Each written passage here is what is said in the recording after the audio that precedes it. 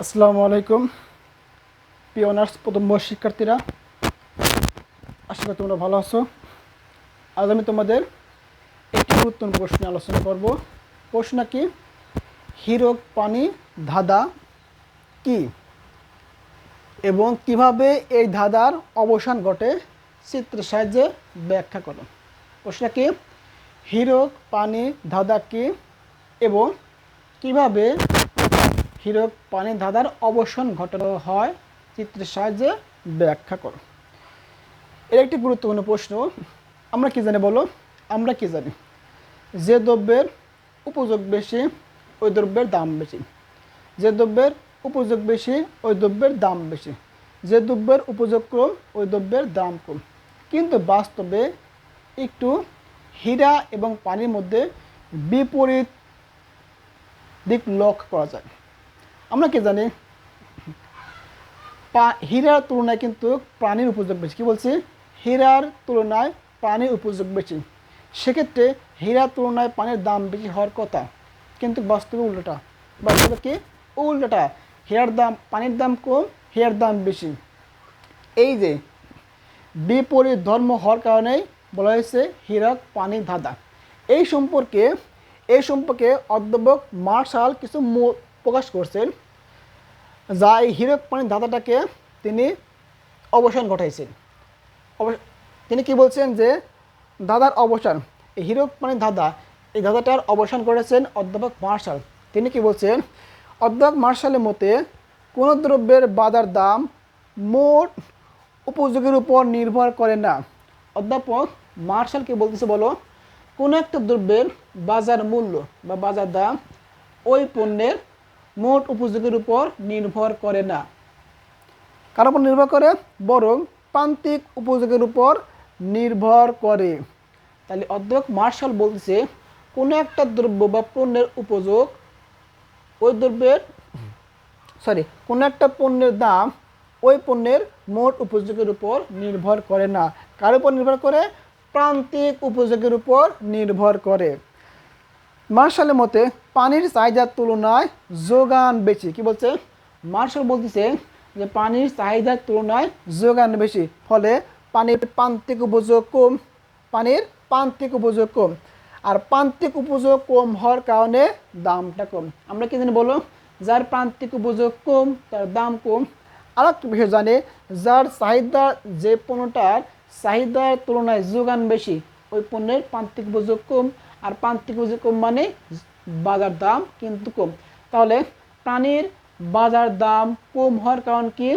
প্রাণীর চাহিদার তুলনায় যোগান বেশি, আর যোগান বেশি হওয়ার কারণে প্রান্তিক উপযোগ কম, আর প্রান্তিক উপযোগ কম হওয়ার কারণে দাম কিন্তু কম।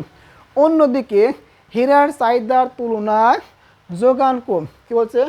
হীরার চাহিদার তুলনায় যোগান কম, ফলে প্রান্তিক উপযোগ বেশি, আর প্রান্তিক উপযোগ বেশি হওয়ার কারণেই বাজার দাম বেশি। তাহলে আমাদের অধ্যাপক মার্শাল হীরক পানির ধাঁধার কিন্তু অবসান করেছেন। কীভাবে করেছেন? তিনি বলতেছেন কোনো একটা দ্রব্যের কোনো দ্রব্যের বাজার দাম ওই দ্রব্যের উপযোগের উপর নির্ভর করে না। কার উপর নির্ভর করে? প্রান্তিক উপযোগের উপর। প্রান্তিক উপযোগ যার বেশি তার বাজার দাম বেশি, প্রান্তিক উপযোগ যার কম বাজার দাম তার কিন্তু কম। যেহেতু পানির তুলনায় পানির প্রান্তিক উপযোগ কম, এই জন্য বাজার দাম কম। অন্যদিকে হীরার প্রান্তিক উপযোগ বেশি, যার কারণে বাজার মূল্য বেশি। আজকে তোমাদের এই যে হীরক পানির ধাঁধা নিজে কনফিউশন ছিল, এটা নিয়ে ইনশাল্লাহ তোমাদের কোনো সমস্যা নেই। আমার কাছে নোট আছে, ইনশাল্লাহ তোমাদের নোটটা আমি ক্লাসটা আপলোড দেওয়ার আগেই তোমাদের কাছে নোটটা দিয়ে দেবো। তারপর আমি তোমাদের ক্লাসটা আপলোড দেবো। তোমরা মনে চলে নোটটা একটু স্ক্রিনশট দিয়ে রাখতে পারো। তো নোটটা একটু স্ক্রিনশট দাও। এটা প্রথম পৃষ্ঠা, এটা আমার দ্বিতীয় পৃষ্ঠা।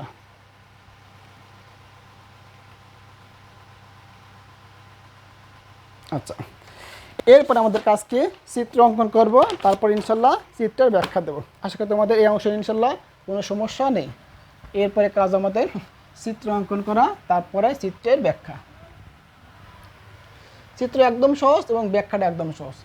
আসলে এটা আমাদের মুখস্থ করতে হবে না, কিন্তু আমরা শুধু একটু বুঝবো, বুঝে লিখবো, এটা একদম সহজ। আমাদের চিত্র অঙ্কন করতে হবে, একটু খেয়াল করো।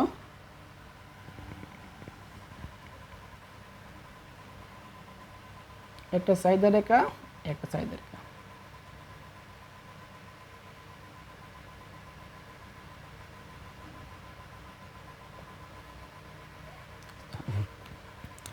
এটা তুমি কি দেই, W1 D1,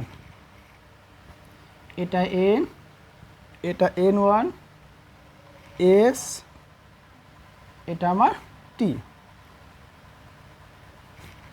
এটা M, এটা M1 ও X Y।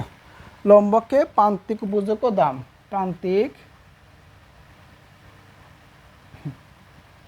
প্রান্তিক উপযোগ ও কি বলছে, ও দাম।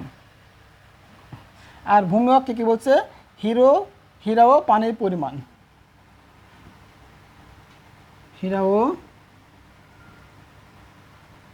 পানির পরিমাণ। এই তো আমাদের চিত্র। ইনশাআল্লাহ আমরা চিত্রের ব্যাখ্যা দেব, একটু মনোযোগ দাও। আমরা চিত্রের ব্যাখ্যা দেব, একটু লক্ষ্য করো। চিত্রের ব্যাখ্যা, চিত্রে ও এক্স অক্ষে হীরা ও পানির পরিমাণ এবং ও ওয়াই অক্ষে প্রান্তিক উপযোগ ও দাম দেখানো হয়েছে। W1 ও D1 যথাক্রমে পানি ও হীরার প্রান্তিক উপযোগ রেখা নির্দেশ করে। কি বলছে, চিত্রে W1 D1 রেখা যথাক্রমে হীরা ও পানির প্রান্তিক উপযোগ রেখা নির্দেশ করে। চিত্র অনুসারে একটা লক্ষ্য করো, চিত্র অনুসারে ও এম পরিমাণ হীরার, চিত্র অনুসারে ও এম পরিমাণ হীরার প্রান্তিক উপযোগ SM, বুঝো। চিত্র অনুসারে ও এম পরিমাণ হীরার প্রান্তিক উপযোগ SM এবং ও M1 পরিমাণ পানির প্রান্তিক উপযোগ TM1। কি বলছে, ও এম পরিমাণ হীরার প্রান্তিক উপযোগ SM এবং ও M1 পরিমাণ পানির প্রান্তিক উপযোগ কত, TM1। অবশ্যই SM বড়, কার থেকে বড়, TM থেকে অবশ্যই বড়, কিন্তু TM থেকে অবশ্যই বড়।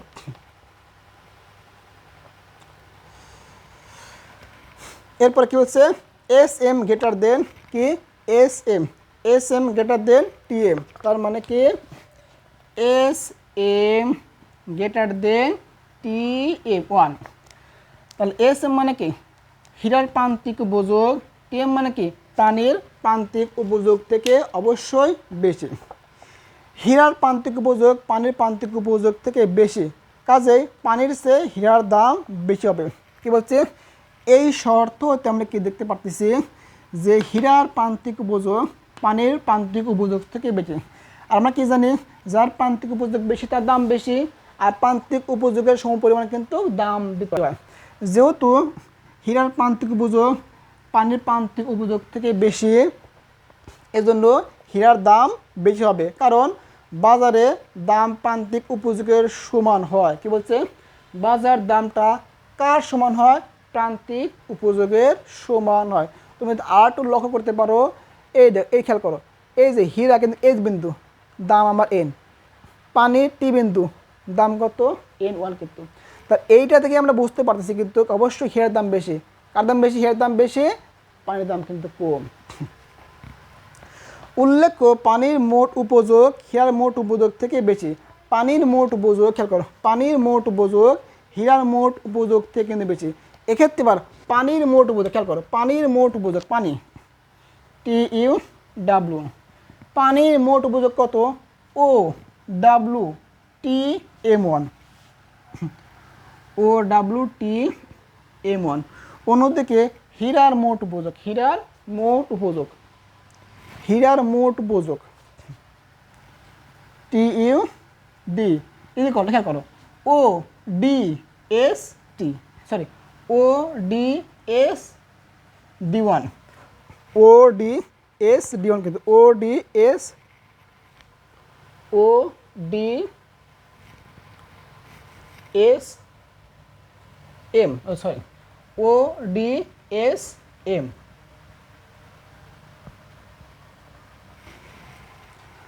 ও W T M one O একটু সরি বলেছে এটা এম ওয়ান হবে হ্যাঁ এম ওয়ান ঠিক আছে যে প্রাণীর প্রান্তিক উপযোগ O W T M one A W one ছিল অন্যদিকে হীরার প্রান্তিক উপযোগ কত O D S M O D S M O D S কত এম একটু মনোযোগ দাও যে ও ডাব্লিউ টি এস অবশ্যই বড় ও ডি এস এম অবশ্যই কম তাহলে পানির কিন্তু প্রান্তিক উপযোগ বেশি আর হীরার প্রান্তিক উপযোগ কম আমরা কি জানি যে দ্রব্যের সরি মোট উপযোগ পানির মোট উপযোগ বেশি হীরার মোট উপযোগ কম কিন্তু হীরার প্রান্তিক উপযোগ বেশি মোট উপযোগ আর পানির প্রান্তিক উপযোগ কিন্তু কম হীরার মোট প্রান্তিক উপযোগ বেশি